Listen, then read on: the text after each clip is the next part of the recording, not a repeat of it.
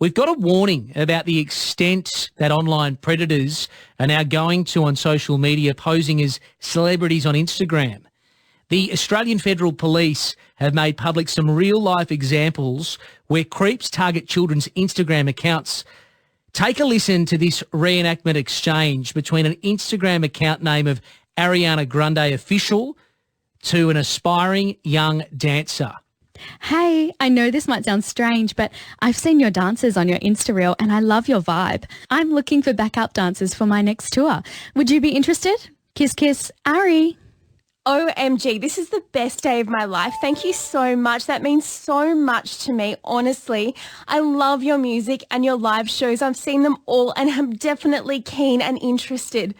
Oh, that is so great to hear. I'll have my agent send you the outfits we're going to wear in my new songs so you can send us some more videos. OMG, thank you so much. That is so cool. Can you send me some more videos of your dances? I think your body is perfect for our dance crew. Wear something cute and send me some more options. I'll pass them on to my choreographer. Oh, you are so perfect for us. The outfits I'll send are a little more revealing, but that's what we'll wear on my next tour. I'll send you the first dance so you can practice and send me some more videos. I'm really sorry, but my mum doesn't want me to send any more videos to you. Is there any way I can still be considered? Unfortunately, we'll need to see some more videos. Are you sure you can't? I don't know about you, but it just is really icky. It's confronting when you hear that reenactment as well, but this was what was sent by somebody posing as Ariana Grande Official on Instagram. Obviously, it's not Ariana Grande, but these are the links that online predators will go to targeting innocent young girls like this dancer. On the line is Paul Litherland from Surf Online Safe. Paul, it's all too familiar to you. Good afternoon. Hey, Ollie, hope you're well, mate. I am, Paul. I still feel icky just hearing that back. And what the AFP has released, it's really, really important conversations to have. Yeah, and it is a constant, sadly, and unfortunately, Ollie, this is even the stuff Fed Police and what I dealt with at Tech Crime. This is the tip of the iceberg because it's rare that people will report, especially our teens, because they sort of get caught up in those embarrassing moments, so they don't want to communicate. So the fact that we can pick up the huge rise in these instances is great, but it's also concerning that not as many of our kids are reporting this content. We also saw some examples from the AFP when kids have started pushing back that basically, well, you've sent this stuff to me now, so I'm going to reveal it on social media. I'll send it publicly. You don't want your parents to know this kind of stuff, Paul. This is the kind of vitriol that these predators and the carry-on that they're able to subject themselves to over Instagram or other social media platforms. Yeah, and that's one of the six main factors or six stages of grooming, Ollie, where you build as this Ariana Grande account is a common interest. This girl likes dancing, so all of a sudden there's a lure there's an in, and by the time they get to number 5, it's okay. Well, I've got your content now. I can now blackmail you or sextort you for either more content or for money, and I mean, adults struggle in that environment, but you can imagine a 16 or 17-year-old girl or young boy who's got caught out. It's just heartbreaking from a parenting perspective. And it's a new year. School's back today, Paul. There'll be lots of boys and girls who may start to have conversations with their classmates who have just joined social media, and they'll be talking to mum and dad tonight saying, hey, I'm not there yet. You know, can't I register an Instagram account, or can't I have a Facebook page? And they're whole new scenarios that probably parents haven't been thinking about over summer.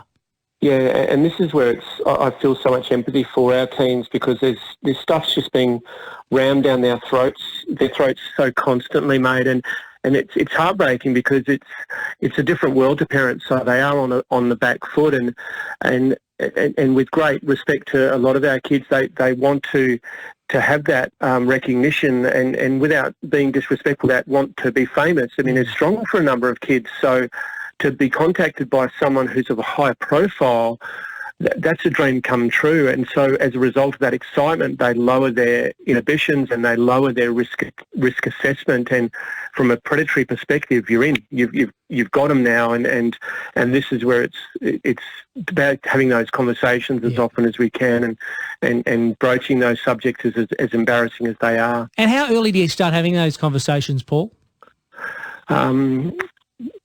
As soon as they're out of the womb, that's the way it's going. I mean, honestly, I'd say to parents, Ollie, you know your kids more than anyone else. If you believe your kids can understand and assess a conversation as early as possible, we should technically be starting to talk about porn and risk online at 10 years of age. And many of our professionals and people in those areas are saying that age is great, and some parents push off on that, going, I don't want to talk to them about that.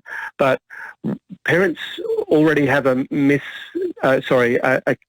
idea of fear already, Ollie, if that makes sense. So they go into a conversation with an already preconceived idea of worry, but our kids don't look at it that way. So you can have conversations. Look, if someone does approach you and ask you for naughty pics, don't be afraid to tell mum and dad. If someone does something that's embarrassing to you, don't be afraid to tell mum and dad, rather than go, there's lots of perverts and weirdos out there, and worry our kids. Just approach those subjects with more understanding, compassion, and our kids are more likely to converse with us when things do go wrong. And for children navigating the online world, and they're new to it, and mum and dad are new to it as well with their kids, what can parents do to help keep them safe online, Paul? It's depending on your kid's age, get into their world, find out what they're using, and if you've got an opportunity, if you've got a 10-year-old, 11-year-old playing an online game, just sit down with them and go, okay, show me how it works, mate. Get into their world. If our kids are older, if we're seeing trends, get online and find out what risks are out there. Have you seen that at school? Broach those subjects, and they might be too worried to still speak about stuff they're going through, but if they can understand your perspective from a parent's view, then they will be more likely to communicate. But for me, it's about really continuing to try and stay at the coalface. And just quickly, I mean, eSafety Commission website have some great resources. Telethon Kids have released an app called Beacon. So the Beacon Cyber Safety app, these are great little environments where parents can sit down with a cuppa at 8 o'clock and just for half an hour, 50 minutes, just read through a whole pile of relevant content that they can then hit with their kids in the car on the way to school tomorrow. So forearmed is the best way to go, because our kids they're so quick, Ollie, you know that. Yeah. I mean, I feel for parents because I'm in the middle of this industry and I struggle to keep up. So I have so much empathy for parents. It's so bloody hard. It is hard, Paul. Thank you so much for your time as always, mate. Cheers, mate. All the best. Paul Litherland from Surf Online Safe.